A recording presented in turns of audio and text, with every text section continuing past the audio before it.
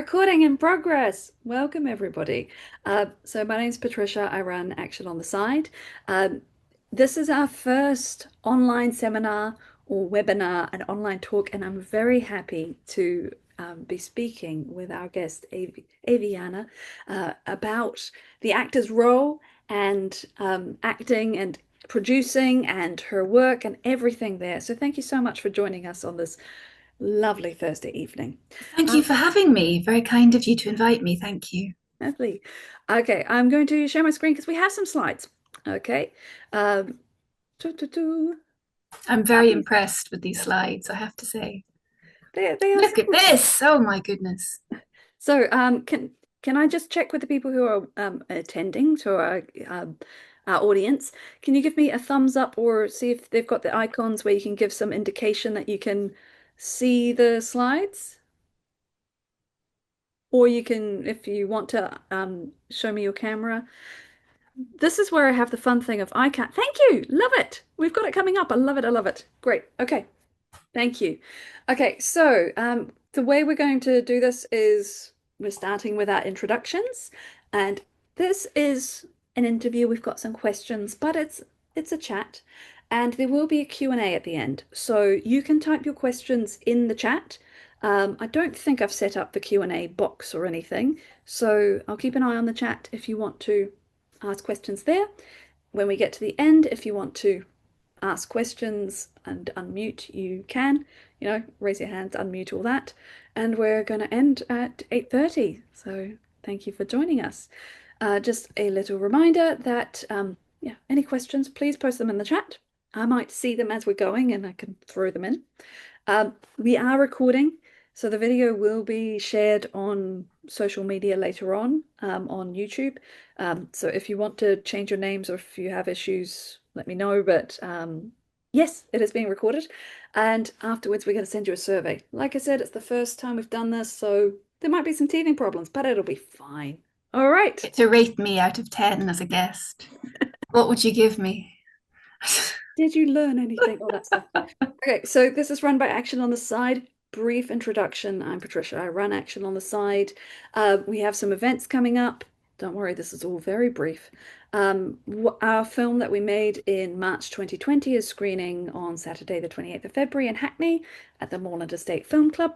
By the way, if you see my eyeline go up here, it's because I've got a massive screen where the slides are. Okay. And we're going to be at the London Film and TV Job Fair on the 5th of March.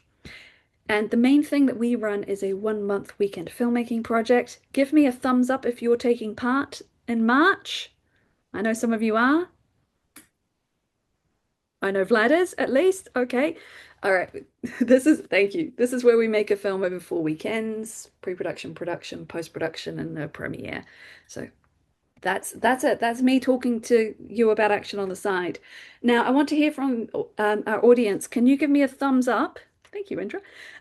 Give me a thumbs up or some sort of emoticon if you are a writer, a screenwriter. Indra, fantastic. Okay. Give me some sort of emoticon or thumbs up if you are an actor yourself. Yes, cool. Yes, Andrea, fantastic.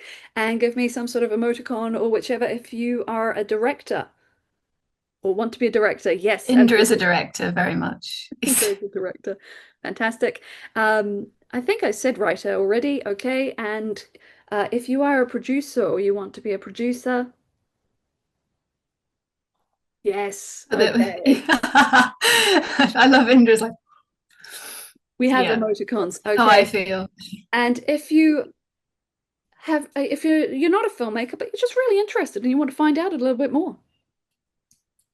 Okay, cool. We've mainly got. Okay, welcome, Cheryl. Fantastic. Okay, so we're going to be speaking with Aviana. Aviana, where did this photo come from? Tell us Well, about that. I love that you've chosen a sort of semi-nude. I think that's a fantastic way to introduce me in the nude. Absolutely. So this is from something called Ripper's Revenge, which I did a few years ago, which was a Jack the Ripper movie, and I was playing, I think, one of the prostitutes that Jack the Ripper murdered. And this is me in all my glory. I was about to get into the bath, and then I was murdered in the bathtub. Um, yeah, so that image gets sort of stolen and used a lot, because it's sort of vaguely sensationalized. So people kind of there's this odd thing. People sometimes steal my name and pretend to attach me to things so that they can try and sell the movie as if I'm in it. And there's a movie at the moment called The Beach House, which I'm not in, but they have attached my name, and it's that photo that they've used on Google. They've just taken it off the internet and put that on the sort of front cover. And then lots of gentlemen buy it thinking they're going to get, you know, thinking they're going to get a movie with me in the nude. Um, so it's very misleading. And also, they should, well, it's probably illegal, to be honest. And if I had the money to sue them, I would, but I don't.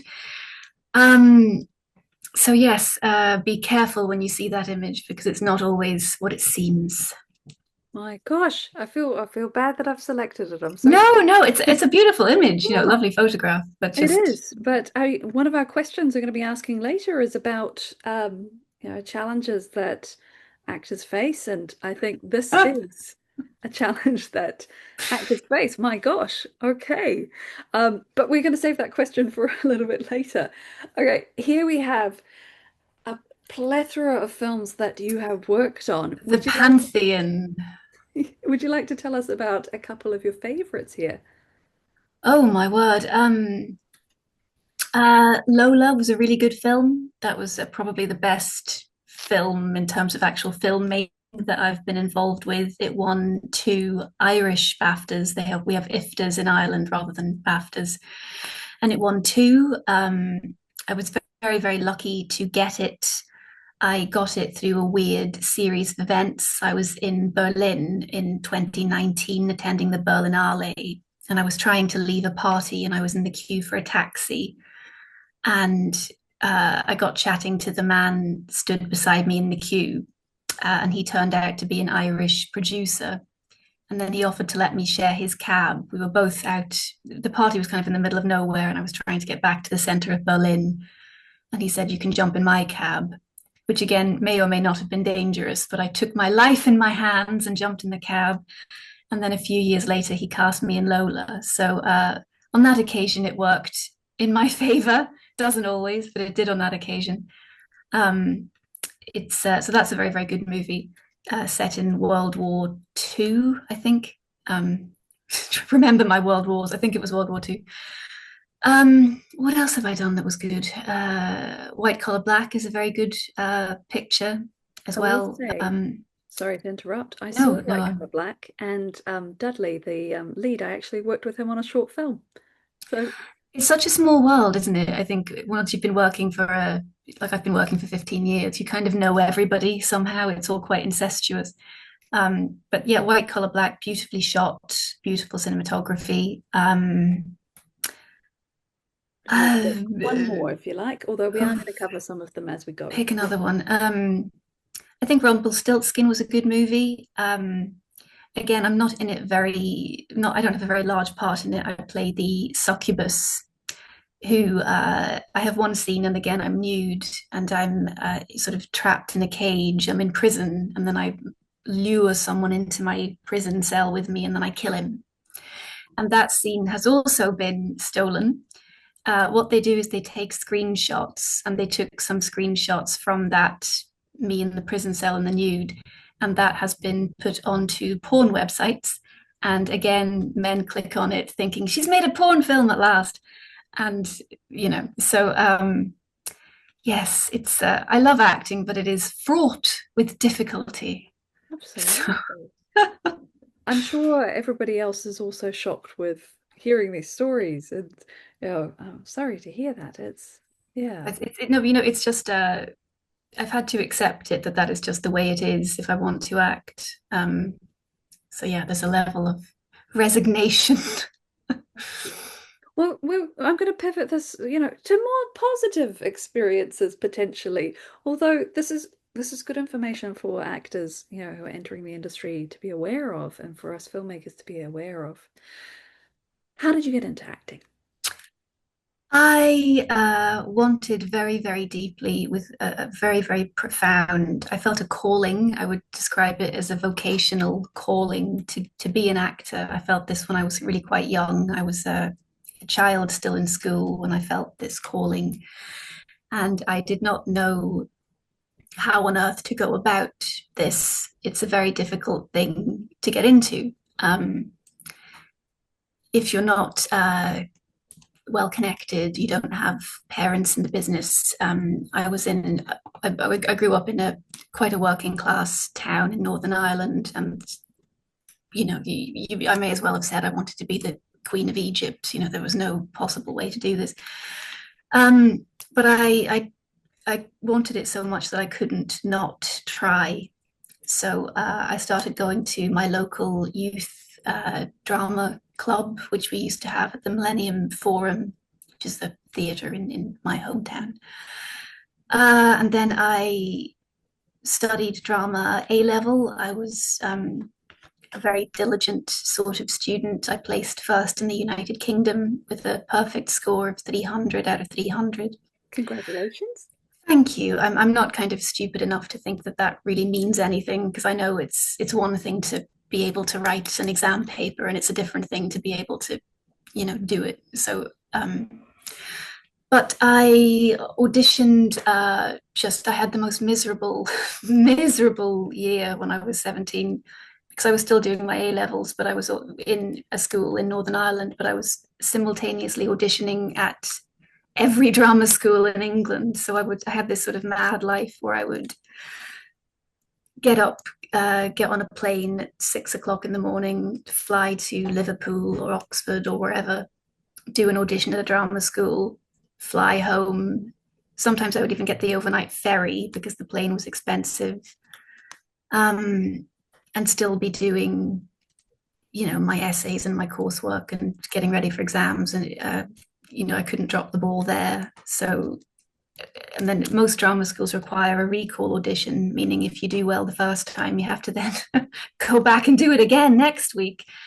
And I just auditioned everywhere, and it was really very, very difficult. But I eventually got a few offers. I got an offer to go to Manchester to do a 3-year drama school actor training. Spent 3 years in Manchester, graduated, moved to London to pursue professional work. Again, have more years of misery, walking up and down the streets of Soho, knocking on doors, being either rejected, or what's even worse than the rejection is when there are an awful lot of predatory men who just, you're so ripe to be exploited as a young woman. And I quite often had experiences of men saying to me, "Oh yes, I'd love to take you out to discuss the project," and then you would go out to discuss the project and find that this was not what was really happening. So I fought, and I do mean that. I do feel that it was a fight, and you must have a stomach for the fight. So I fought my way through that for many years, and kind of slowly, slowly started to get cast in one or two things, which led to another few things. And I've just kept going, and I'm still fighting to this day. But I'm still here. So Of course. part of me, what's left of me, is still here. So it's fine.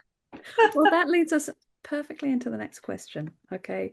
Which is, what do you love about acting? It can be very difficult to remember what actually got you into acting in the first place, because it's not rational any longer. I've put so much into this, and it's taken so much from me, that if I were trying to make it sound rational, it isn't rational. The amount that acting takes out from you every year will never be replenished. I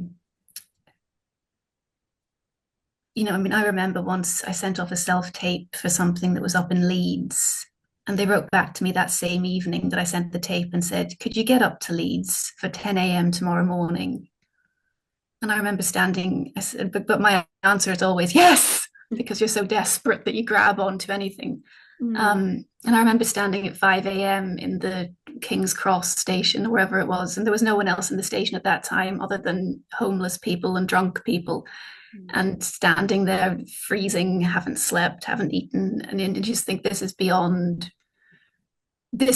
rationality now. And it is a very good question. Why am I still standing there at 5 in the morning? I just filmed something up a mountain in Wales at the end of last year, and I was up in November in the freezing cold up Snowdonia. Um, Again, didn't sleep for a week, didn't really eat. The accommodation was those huts that the hikers sleep in, so it wasn't great accommodation. It was like everyone in bunk beds in the same room. And it is a good question. What keeps bringing me to do this when this is not, I'm not getting any material comforts from it. I'm not making any money. So what is it? And I can only say that I feel that it is my vocation because there's no other rational reason. Hopefully, it's the people, or maybe it's, I just want to draw attention to Cheryl has pointed out that all these stories are, this is in the comments, very interesting. She started to get into acting, but then she met many creepy people and it put her off. Well, my goodness, Cheryl, you're quite right. I have met many creepy people, and it isn't a terribly safe environment for women. I absolutely agree with you. This is why we need more female filmmakers, maybe. Yes. Absolutely, yes. Okay. I'm going to come back a bit because you mentioned training and that you studied in Manchester. How important is training for actors? And tell us about your training. How important is training? It's an interesting question. I mean, I do know a few actors who never had formal training, who never went to drama school, but they are still very, very good actors. So I don't think that you have to go to drama school in order to do it because I can see the evidence around me. I can see very good actors who didn't formally train. So if you didn't manage to go to drama school, I don't think that you should think, oh well, that's it, all is lost, because not necessarily. Um, I had the opportunity to train, so I took it because I thought, why not? Why not go and train? It'll be great to have some education. But I also believe it's not just a matter of going to a school every day. It's also you have to read, and I do read, and I would recommend everyone read and read a wide range of things. I read books, obviously, on acting and theatre, and David Mamet writes very good books about directing and acting, but also just read about, I think, politics and history and culture, and I keep quite a firm eye on current events and the current political situations, because I think acting ultimately is about being a well-rounded, intelligent, perceptive person. I think it's also about going to the theatre to see things. Um, if when Ian McKellen was doing Hamlet, I bought a ticket to go and see it because I know that I'll learn from watching that great actor playing a great character. Um, so I think training doesn't have to be the formal schooling. I think training is also just you have to kind of keep your mind sharp, and you have to be reading and looking around you and observing the world, and that's also what makes an actor. Absolutely. Fantastic. Thank you. Now, you've been in a lot of horror films and you're known as a horror actress. Well, a horror actor, sorry. Now, I say actress as well, actually. This actress is just the female version of the word. So it's not an inferior version of the word, is it? It's just the female version. So it's only offensive if you believe that the female version is inferior somehow, which I do not. Fantastic. Well, what attracts you to horror? Um, I first got into horror more or less by accident, if I'm honest. So I went to an audition for Paul Hyatt's film, which was called Heretics at the time, which I think is now called The Convent. Um, and I got it just purely by accident. Really, I have no idea why they cast me. Um, but then and that kind of led to another horror film, which led to another horror film, and I just sort of got into horror. Um, but I have since then developed a real respect for the genre. I hadn't really thought about it very much when I first went to that first audition. I hadn't really given much thought to horror or what it all was. But I have, since I've been working in it, I have developed a respect for it. I think horror allows you to explore a lot of the human experience, the breadth and depth of the human experience, which you maybe couldn't possibly explore in a romantic comedy, for instance. It allows us to look at the darkness that exists within life. It can be a great social tool for change, depending on what issues you choose to examine with your horror film. I would say that I prefer psychological horror, or at least horror that is looking at a real social issue. Like, trying to think of an example, maybe The Testament of Anne Lee, which is possibly not a straight horror movie in that sense, but it's looking at, the sort of the cult and the religion and the way women were treated in that society, and what Anne Lee had to do in order to try to have any kind of authority within her society, the oppressive structures around women. So I believe I now see that actually I can use horror to explore these themes, and it's given me a platform to explore these themes. Love that. I love that. And The Testament of Anne Lee is such a beautiful, beautiful film. Okay, so I've picked a couple of pictures here. I've stolen them from your Instagram, hopefully with your blessing. Of course, of course. And I think you said, Apple, tell us about these pictures.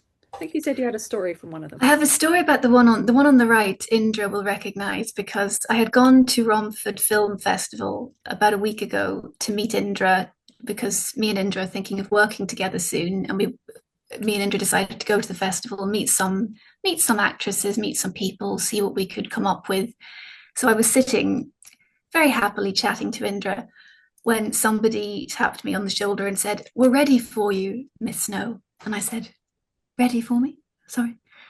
And it turned out that the British Horror Studio, they very kindly gave me an award before Christmas. They gave me the British Indie Horror Artist of the Year, which I'm very grateful for. But that was Christmas, and it's now February, and I was not thinking.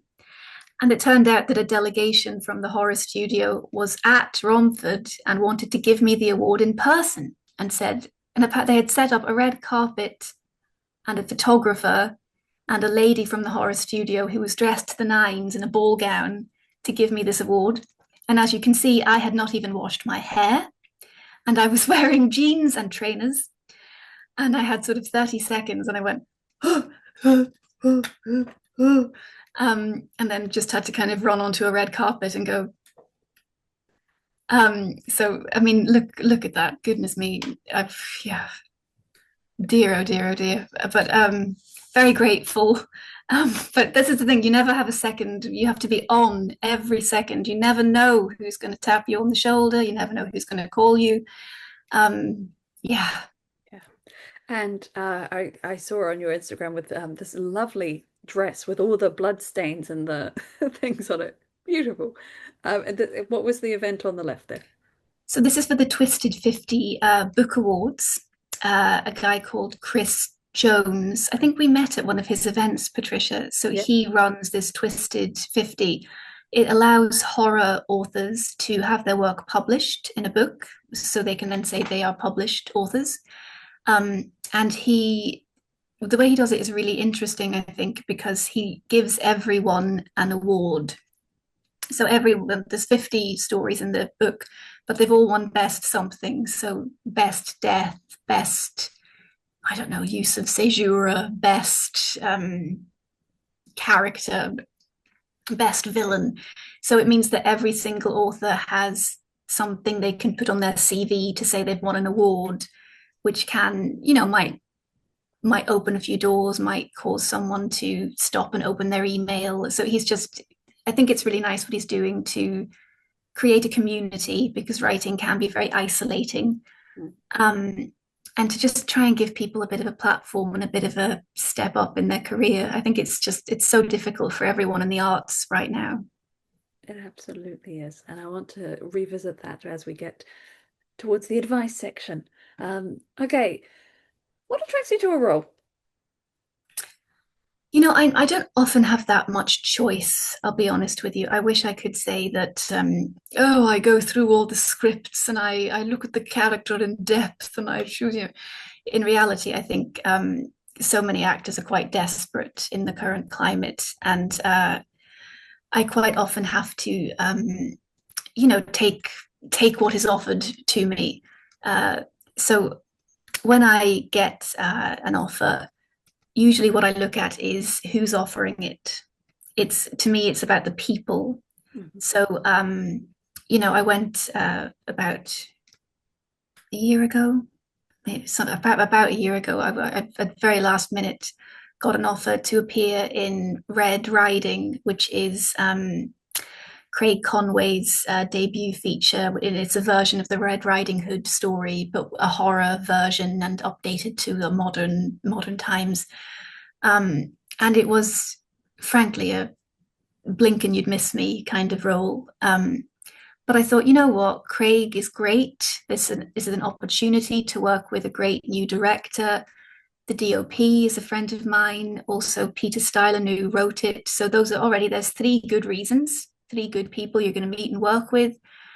And who knows, maybe you'll meet someone else on the set and you'll hit it off. And the way that this industry works is it's who you know and who knows you.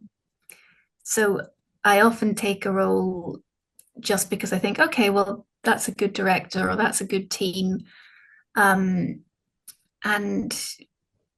yeah, and if the role is, a couple of lines, that's okay, I'll do it. I can't, I don't know if I can afford to be overly picky at this stage. Well, all the people who are listening, please remember that if you are a writer, if you are a director, if you're a producer, and you want the amazing Aviana Snow in your film, I'm available very much.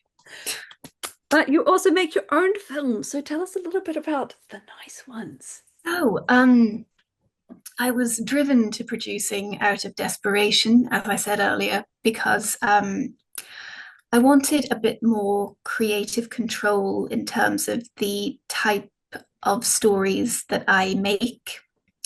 I've gotten a bit tired of, I think the British horror industry is guilty sometimes of kind of making, I don't want to insult anybody, but I see these casting calls for things like werewolf cheerleaders versus vampires, and they're looking for girls to run around in bikinis away from a guy with a chainsaw or something. And I find it very kind of a bit infantile, and it's not really the kind of, I'm looking for a bit more maturity. I've grown up.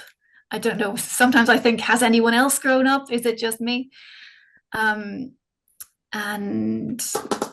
also just the opportunity to kind of have a slightly bigger part, or a part where there's a more interesting journey, for instance, because as much as I am genuinely very grateful to go and be in Red Riding Hood and have two lines, but it's not kind of the stuff that's going to win me a BAFTA. I'm going to have something a bit more meaty if I'm ever going to get anywhere. So so I opened my own company, which was a bit frightening and a bit scary, but I decided to put my big girl boots on and be brave. And then I started, I was quite proactive about it. And I think what I've had to get over is the kind of, yeah, you have to really grow up and be an adult and stop being this scared little girl who's too scared to ask for a meeting or too scared to put herself forward. And you have to get over the idea that people are going to laugh at you. Let them laugh. That's what I've decided. Laugh. It's okay. Doesn't bother me. Mm. So I asked for meetings with a few filmmakers that I already knew, people I had worked with in the past, and I thought I had a good relationship with. So I wrote to them and I said, "Hello, I'd be interested in maybe working with you. Doing in going into producing. Would you meet me?" A few of them didn't respond at all. Fair enough. A few of them did meet me, but then didn't go any further. And then eventually I wrote to Peter Stylanu, who I mentioned before, and he did meet me, and we did end up going forward together. So that's what I've learned as well. It doesn't matter if you write to 12 people and you get 12 no's, keep going. Maybe the number 13 will say yes. Absolutely. And Peter wrote this. I loved the script. He shared it with me. There was a great role.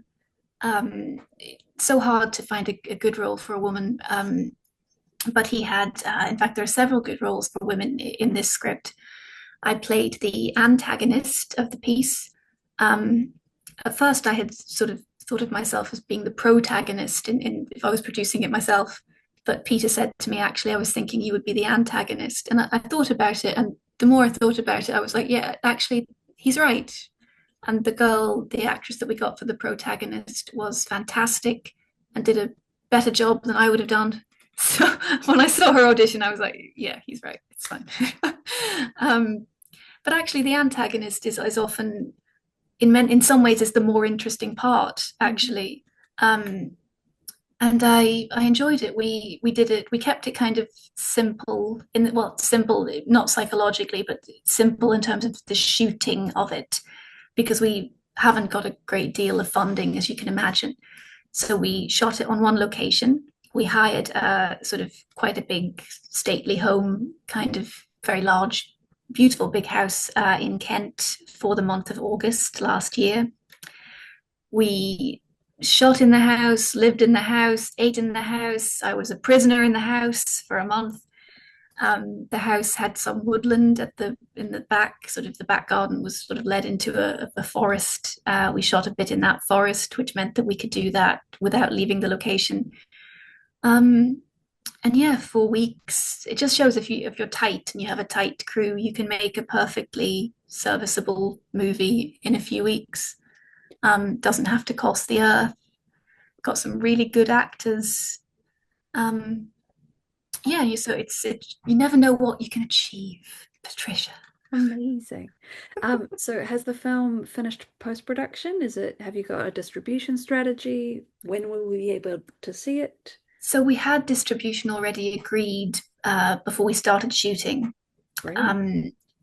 Yeah, which was another reason that I thought, okay, this is a goer, because it means that I don't have to now go around with my begging bowl and try to sell it. I think it's out of post now. There is a draft of it, like Peter made one draft. Is that the right word? That might not be A cut. a cut. That's the word. What am I like? A draft of the film. Which he screened to a test audience, and he received feedback. And I think he's now kind of looking at it again with the feedback. But I'm hoping it comes out sometime 2026. Fantastic. I will say, for the audience, I did say Q&A will start at about 10 past, but we have more questions. Don't worry, we'll have time for Q&A, and do type the questions in the chat. I'm gonna skip that one because I feel we've answered it. What's something you wish you knew about producing before you produced? I feel like I didn't know. I still don't know enough about producing. I think that's the truth. And I didn't know enough about how to run a business before. I know you've got this coming up later, but I've taken over running the New Actors Centre, which is a school training centre for actors. And I'm crashing up against all these things that I don't know how to do. I had a meeting with a potential fund, someone that I was hoping might give us some funding on Monday. He asked me for a business plan. I don't know how to write a business plan. I'm having to write companies' accounts and submit them to Companies House. I don't know how to do that, but I'm doing it. So I think the thing is, though, what I've realized, if I wait until I have absolutely everything in place and I know everything, I'll never get started because I'll never know everything and I'll never know enough. And I've realized I'm getting older and I've realized it's now or never, Aviana, and just do it. Just and you'll learn as you go along. And I am. I got somebody. I have a friend who works in finance. I got him to look at the company's accounts that I wrote. I'm learning about funding and how to raise money, and I'm learning. And you've just got to. I think you'll learn as you go. You'll get better as you go, and the world that we're in rewards audacity.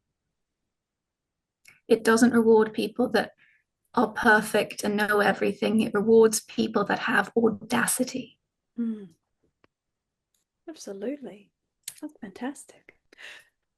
Okay, we're going to keep going, and we have, okay, we have a wonderful question in the chat, but I'm holding it until later. What's some advice you'd give to first-time producers? Just one piece of advice. It's all about the people you work with. And it's the same advice I would say if you said what advice for actors or advice for directors, you got to have good people.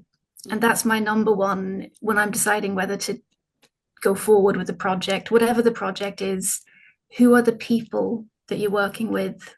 Because there are so many, I can't even tell you how many people have scammed me, how many men, yeah, the sexual harassment never ends. Just endless scamming. So you have to have every time that I've gone forward with with making a film, either producing or acting in it, it's got to be good people. Absolutely. It's finding the people that you trust and the respect. Now I'm going to skip forward a little bit here. Well, actually, it's the next section is about activism and about changing the industry in a positive manner. Tell us a little bit about this and tell us about your work with Equity. So I am the chair of Equity's London North branch, which looks after everyone in London who lives north of the Thames, all the members who live north of the Thames, which is about 6,000 members approximately. That's actors, it's also stage directors, dancers, choreographers, models, singers, opera singers, stage managers. So it's actually quite a wide range. It's wider than people think. It's a lot of professionals working in the performing arts. And I try to look after them. That's fantastic because you have a wealth of experience to draw on. I'm going to come back to that. I mean, how did you get involved? How did you get started with Equity? I went to an Equity meeting in the year, I think 2012, which shows my age, because they were running an open day. You could come and meet the casting director of the National Theatre. This is so long ago that it was a different casting director. She's now retired. That's how long I've been doing this. But I met Wendy Spon, as it was then. And then so at first my motivation was simply that I wanted to get a job at the National. But then I started going to the branch meetings more regularly, and you get involved slowly. You get drawn in. Someone says to you, "Oh, would you help with running this workshop?" And you say, "Well, yes, I suppose I could help." And then 10 years go by and suddenly you're running parts of London and you think, how did this happen? But I do care about the members and I care about their welfare and their well-being. And I think the fact that I care has to count for something. Because, in some ways, I'm probably not the best qualified person for the job. But I think the fact that you care about them almost outweighs the fact that I don't have a law degree, because ultimately I think I'm quite good in that I do try to help. If anyone emails me, even if they email me at 2 o'clock in the morning, I try to answer them. So yeah, I mean, I get a wide range of people writing in with all manner of issues. Sometimes it's contract issues, or I haven't been paid, or women that have been lied to at auditions, or the producer tried to get them to go to their hotel room or goodness knows what. And I think sometimes I feel a bit of despair about it because, in a sense, I can't fix everything. I can't change the industry. But at least, there's someone that people can turn to, and at least they have someone that has their back, and at least they can write to me or write to the union, and at least there's someone you can kind of turn to and report these things. But it's very, very tricky. I'm just going to get a glass of water. Sorry, I'll be back in 2 seconds. That's all right. I will talk to the audience here. I will say, Cheryl, fantastic question. I'm going to steal it for a moment when we get to the advice section. The rest of you, please do ask questions in the chat and I will steal them and act like they're my own. I won't. I will credit you for your... It's all right. Sorry about that. I could feel my voice cracking. I think I'm It's talking all too good. much. It's all good. Besides, I'm going to do a bit of an edit anyway. I'll just like snip a little bit out of the... I'm hoping that when I put this, look at this video afterwards, that it's not just the screen and we're like a video, we're like an audio podcast. I hope that you can see Aviana. Can I get a thumbs up if you can see Aviana when she's speaking? Thank you. Lovely. Good. You will have the opportunity to ask in person when we get there. And when we get there. So fantastic. All right. So I mean, I do want to spend more time talking about equity, but I'm aware we also want to talk about other things. I stole this picture from your Instagram. Do you want to tell us what this event was? And that leads us into the New Actors Centre. Of course. So through equity, I actually became involved with the New Actors Centre. So that lady sitting behind me in the t-shirt is called Louise. And she turned up to one of my branch meetings about 4 years ago. And she said the Actors Centre is kind of being stolen away from us. The Actors Centre has been in existence since 1968 or 1978. Sorry, I get this mixed up, but it's been going for quite a long time. And several years ago, kind of around COVID times, basically the Seven Dials Playhouse, it sort of became the Seven Dials Playhouse. The management changed and they decided to become a receiving house and get rid of the actor training, which is what the Actors Centre was set up for, was for the sort of the continual training of actors. The idea being that you have to continue training throughout your career. So doing 3 years of drama school and then never training again, that's not really right. And for instance, if you were a violinist, you would practice every week, wouldn't you? Otherwise you would lose your skill. Mm-hmm. The idea behind this was that actors should be in continual training in order to keep their skills. So the building kind of changed management. They decided to step away from this training model. And then the school was kind of left floating with no home and nowhere to go for 4 years. And at first I was just kind of helping. Louise was from this pressure group that were trying to bring the school back and trying to campaign. And I was helping her put motions and sort of giving her advice about how to approach equity. And again, similarly to all those years ago, when I only went in the door because I wanted to audition for the National, on this occasion, I only was helping Louise. And then someone asked me, oh, we need someone to kind of, we need someone to make the poster, and we need someone to answer some of the emails, and we need someone to write the newsletters. And you think, well, yes, I suppose I could help. And then years go by and suddenly you're running it. So I somehow became one of the company directors of the school, which I almost still cannot believe. But so we opened on the 19th of January again. So we've had a 4-year hiatus and now we're open again. At our new venue, we had to sort of go around the houses until we could find a new home and a new place willing to take us in. So we have a new arrangement with the Marylebone Theatre, which is in Baker Street. They have a lovely artistic director called Alexander Gifford, who seemed to really sympathize with our aims and our goals. And he's been very welcoming and has allowed us to come in and use his sort of rehearsal rooms. It's quite a big building and they have a lot of sort of rehearsal spaces. And we are back running our actor training classes in those rooms, which has been lovely. And this is from an event we did, as well as doing regular classes. We're also doing a series called Actors in Conversation, where we get a more kind of well-known actor to come in and just talk for an hour and give advice. And this is the wonderful Tanya Moody, star of BBC Motherland, amongst many other things. And she was a fantastic, very warm, humble, very spiritual presence in the room. Fantastic. Thank you. Okay, I think we've I've covered a already bit. answered all that, We've already haven't I? answered that one. Okay, and now we're into the advice section, which leads Cool. us into our Q&A. So I'm basically the Q&A, but I've included a few questions. Okay, so piece of advice you would give to some new actors.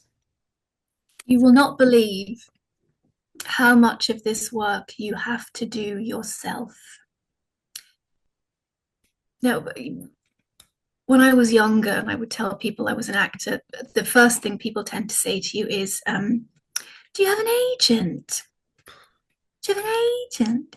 And I think people are under the assumption, they're laboring under the illusion that there's going to be someone else who's going to come and do it for you. You're going to get an agent, and then your agent is going to handle all of this. They're going to get you in the room for all these jobs. And I've realized that's not how it works. That maybe that was how it worked back in the 60s and 70s. I can't really speak about that. I don't know. That is not how it works today. You would be amazed how much you have to do yourself, but you have to do it yourself. So I am basically my own agent. I mean, I have an agent, but I'm out every day going to events, talking to people. You must create your own opportunities. That's why I decided to open my own company, start making your own films. You know, I go to networking evenings, I meet people, if I meet a cool writer and I meet a cool director, I put them together and I try to make something happen. You have to create your own social media presence. You have to, it's like those people with the British Horror Studio. They're absolutely doing the right thing. They're creating their own mythology. And when they came to Romford, they could have just handed it to me in a plastic bag and said, here you go. But they created something out of it. They made an event, they made a red carpet, they got a photographer. You've got to make something out of very, very little. And that's a skill in itself. Like I ran into, and you create relationships with people. Like when I ran into that guy in the taxi queue at Berlin, and then I kept that relationship going. I would email him every few months, keep in touch. I would have lunch with him if he was in London. Keep it going until I finally got cast in Lola. I first met Kevin McNally through Rachel Warren, and because I had one line in a short film he was directing. I then bumped into him again at Terry Johnson's Christmas party. I then managed to get him to come to the New Actors Centre to do the Actor in Conversation Q&A. So you're building relationships all the time, and that's you have to do it all yourself. There is no one else coming. Absolutely. Now, the next question about key challenges, and we've touched on some key challenges, but I'm going to read out or paraphrase Cheryl's question, unless Cheryl wants to unmute and ask it herself, but I'm happy to read it. I'll read it for now. I don't know if Cheryl wants to. Okay. So thank you so much. You mentioned at the beginning about people using your image illegally and putting it against other products, which is terrible. And we all agree. It's a breach of your moral rights. Okay. I've added that. That is what it is. It's a breach of your moral rights. Given the rise in AI cloning actors' images, voices, how do you think this is affecting the industry? And what do you think actors and actresses and indeed filmmakers can do to protect themselves? What do you think it could be seen as an asset if you're working on low budget films? AI and the impact on the industry and stealing your image, your voice. thoughts? I mean, I know that Equity is working very hard on this AI issue at the moment. We're in negotiations with PACT, which is the body representing producers, and we're trying to get them to insert these clauses which would protect our members' image rights and digital scanning, like rights to their own body. So that actors should be able to, you should have to give permission before your image or likeness is used, and you should also be remunerated, neither of which is happening currently. It's proving very, very difficult. My understanding is that PACT is not keen to insert these clauses. Why would they be? I don't have an update for you at this moment because negotiations are ongoing, so I'm sorry about that. Equity does have kind of standard clauses that you can use. So if you are signing a contract with, say you've been offered a role in something and they send you the contract, you don't have to just sign precisely what they send you, which I think a lot of actors think they do. You can actually take our template clause from the Equity website, insert it yourself into your contract, and send it back to them and say, I have inserted this AI clause that I retain the rights to my image and my voice and my likeness. So I would recommend doing that.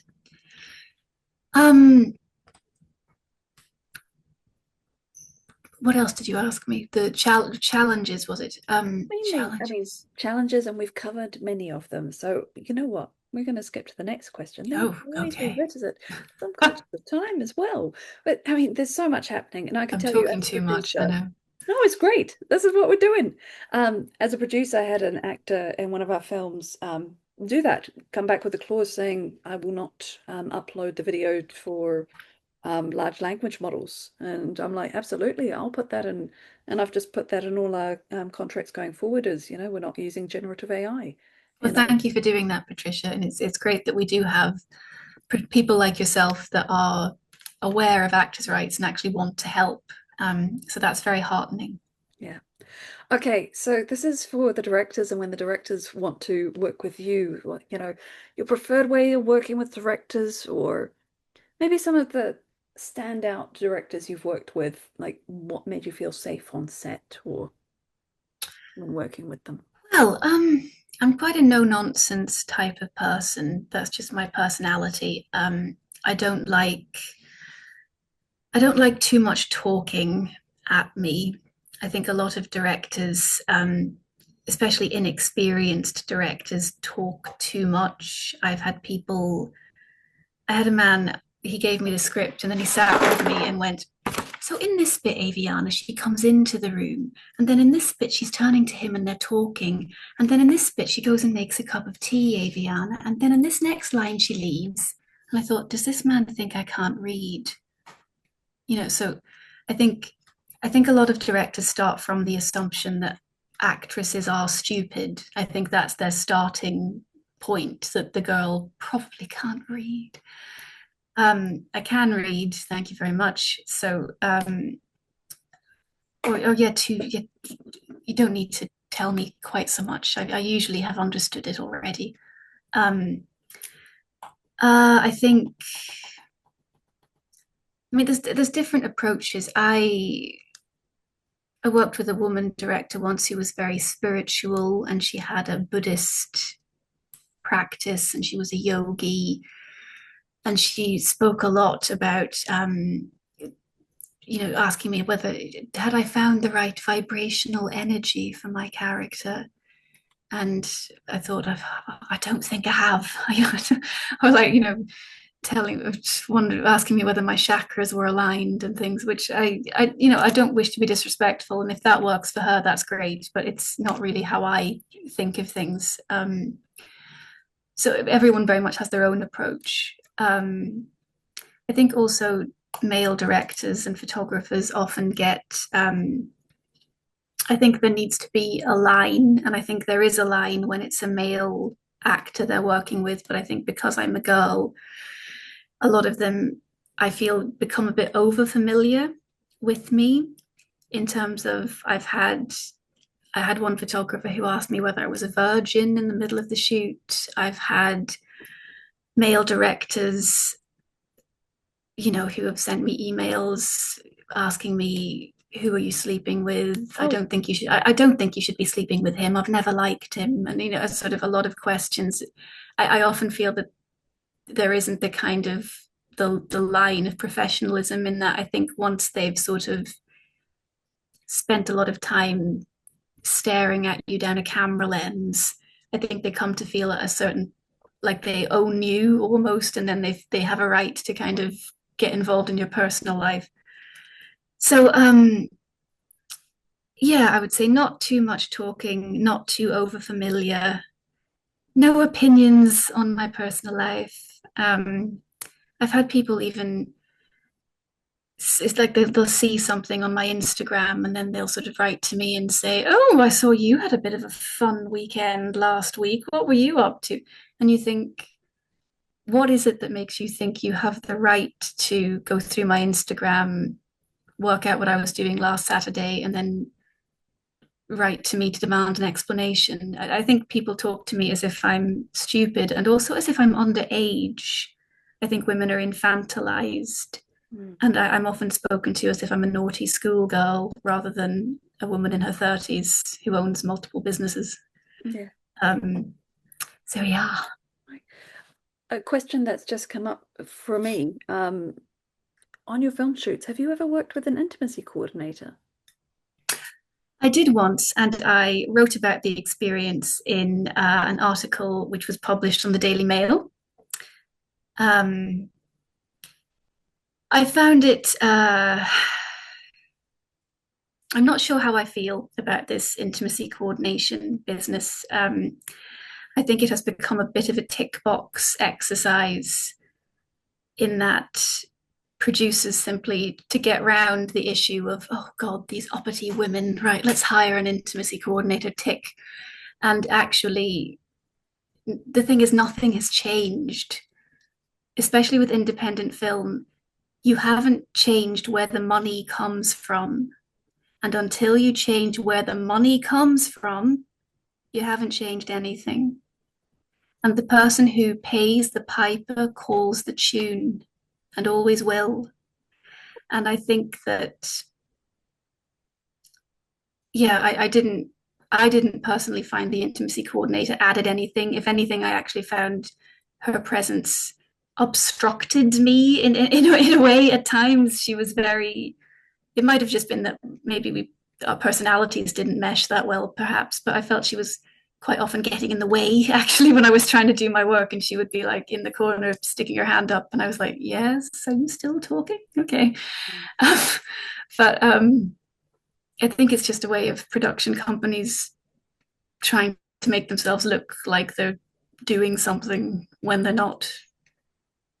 Mm, fascinating. I think I only have a couple more questions, and then I do want to hand over. Apologies, everybody, we've gone a little bit over. Blame me. Apologies. So if any of the filmmakers here wanted to approach you with a project, or how would you want to be approached with a project, and what sort of project are you looking I'm not fussy. Just email me, call me, reach out on Instagram. I am not in a position to be fussy. I will answer anyone through any means. You can send it to me via pigeon. I will answer you. Fantastic. Are there any sort of project? Are you looking for more producing projects? Are you looking for more? I am looking for more producing projects. I'd like to make my second feature this year. I'd like to stay in the horror genre, but something with, I'm interested in the feminist perspective of the horror genre, something with a really strong woman. That's what I'm about. I'm deeply saddened by the rise of MAGA and Trump and Erica Kirk and all this stuff and the trad wife in the States. And I think we need to look at women and how we are treating women in 2026. Mm, 2026. absolutely. Okay, what's next for you? I'm going to keep going. I'm just going to, they haven't gotten me yet. I'm still alive. So while I'm alive, I keep going. Well, you've got your film being released this year, hopefully. Yes. Fantastic. Hopefully. And you're You know all what? invited. These things happen. Absolutely. All right. So now I believe we are on to the Q&A. And I know there was a request to maybe unmute and ask questions. So if you want to unmute and ask questions, can you maybe there must be a hand raise or an icon or something. But it is over to everybody for the Q&A. You can type your question, you can do your hand raise, and I can let you unmute. Oh dear. People Oh, have it's questions. fine. Everyone's sick of hearing me, which it's fine. Give me an emoticon if you do not have a question. How about that? I can't work out how to do the emoticons. That's okay, James. You've unmuted and you. Oh, okay. I'm unmuted. Would you All right, like cool. to ask a question? Yeah, I would. Hi, Hi, there we are there. James. I first of all, just to say, it's horrible to hear your bad negative experiences you've had. I see some of the things you post on your Insta as well. I mean, it is pretty shocking. My daughter's going into the industry. She's training at the moment, and I just sort of wonder what she's going to be going through as well. I think you say you just got to have a very resilient, sort of shell, don't you? Absolutely. I wish I could sort of make it better, but Yeah.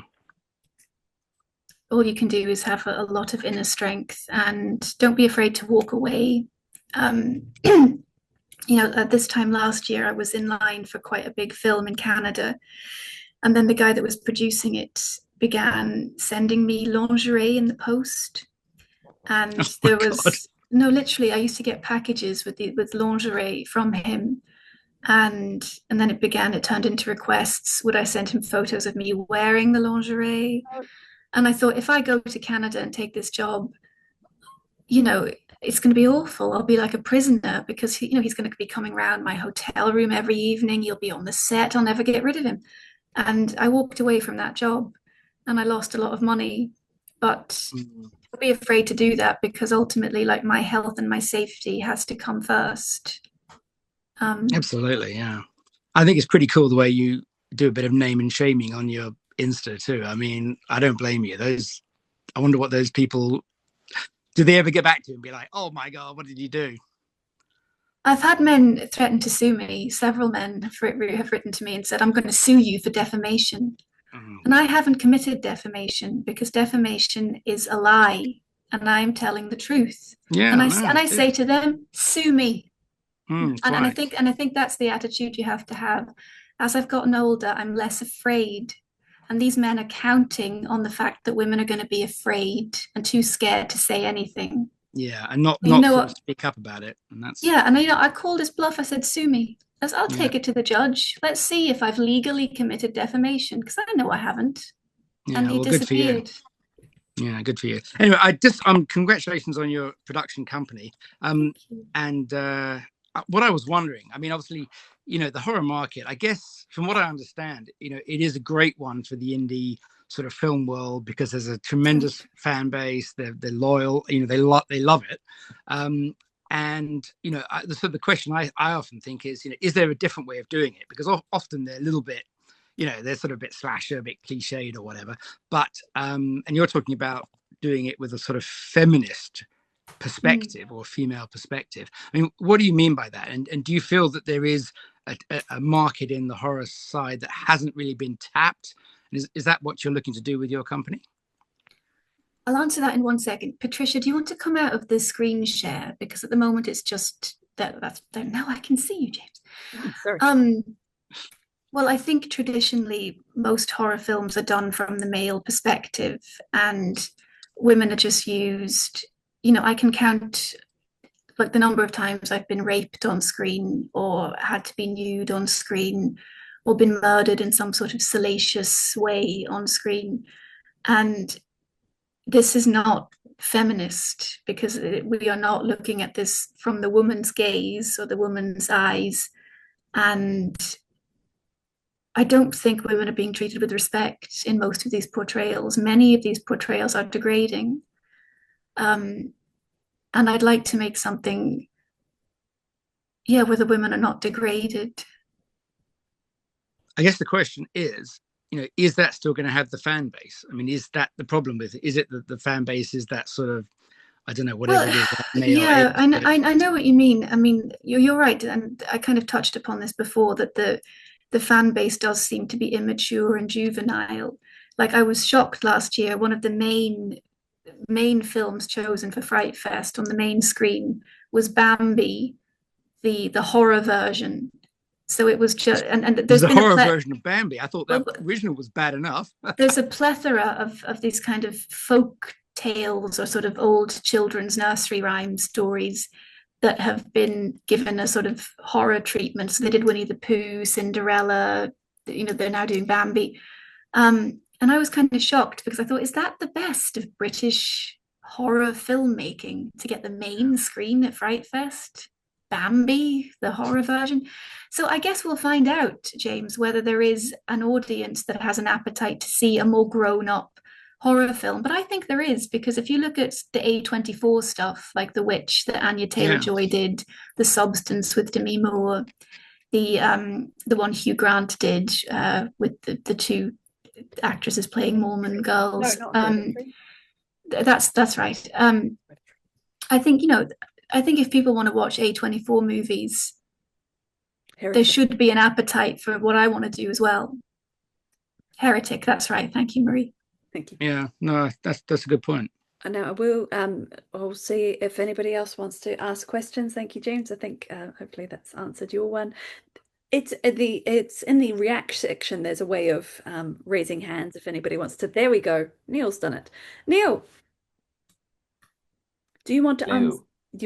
There you go. Hi, Neil. There we go.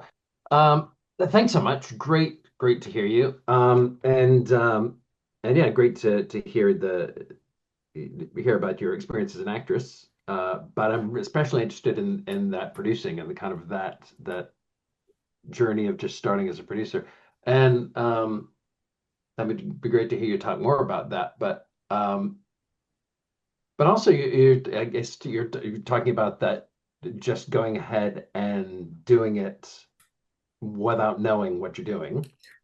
And so I'm saying, like, what would you, I don't know, maybe like, what would you say is like the one, if somebody's going to be a producer or going to start their own company, what is the one thing that they should do on day one? All right, well, I will tell you, I'll tell you one about priorities. Let me tell you one story. So I did try to produce something about 2 years ago with a different writer and a different director and different people attached. And me and the writer went out for just a cup of coffee and we were throwing around ideas. And she then went away and wrote a script for us, which had come from this conversation that me and her had had. So it was her script and that she wrote it, but I understood that we had both come up with the kind of concept, and it was, it was happening under the auspices of my company. So I considered this our script that she had written and I was producing. And everything was fine. And then for about a month, she sort of went really quiet and she wasn't answering her phone and I couldn't get a hold of her. And I thought, what's happening? And then when she finally came back, she had given the script away to a different production company. And I can only presume that she must have thought she had a better offer. They must have offered her something. Maybe they had a big name or something. And she didn't even give me the opportunity to buy it, or she just, I came back and the deal was done and the script was gone. So I would say what I would do now is I would be very careful about, because I had not made her sign anything, I had no recourse and I just lost the script and half of it had been my ideas. So nowadays I make people sign something. So everyone who works with me, you have to sign that your script is the intellectual property of Snow Pictures. And the actors have to sign something. And I've learned that I have to protect myself a bit more because I'm so open to exploitation. I'm like a walking duck, in so many ways. So get everyone contracted, get everything signed. if you can, try and get the distribution deal done before you shoot it. I know that's not always possible, but some distributors will actually put money in at the front end, which happened with us. They gave, not very much, maybe like 10 grand to us, because they know they're going to recoup that investment at the end, obviously, but it just means that you're not always using your own personal money to make everything all the time. Try and keep it simple and something you can film in one location or with very few locations. Try to not do it on a park bench, because if I see one more short film on a park bench, I'll scream, everyone films on this fucking park bench. Sorry, pardon my French. I don't know. I'm not sure if that was very helpful. No, it's great. Yeah, just kind of get more of your experience is great. Fantastic. I'm going to allow one more question because we have gone over, and then we can finish by 1:45. So who would like that last question? Otherwise, it's me. I'll come up with the last question. That's absolutely fine. Okay. All right. I know I'm sharing my screen again just so I can go through the last little slides. I'm going to invite you all to thank Eviana so much. All of you thank me. Everybody, please, a wonderful round of applause. Round of applause. Well done. Thank you so much. Thank you so much for listening to me blathering on. I apologize. Thanks, Andrea. For our next film festival, our next webinar, because we're doing these monthly, is on film festivals, and I'm getting a panel of film festival organizers and selectors to talk about what they're looking for and getting a film into festivals and distribution strategy. If you have any questions for us, or if you want to pass on questions, you can email hello@actionontheside.tv. Thank you so much for taking part in the inaugural Action on the Side webinar, and thank you again so much to the wonderful Eviana Snow. Thank you. Thank you so much for having me, guys. It was a lovely evening. Thank you. Fantastic. All right. Thank you, everybody. I'm going to stop recording.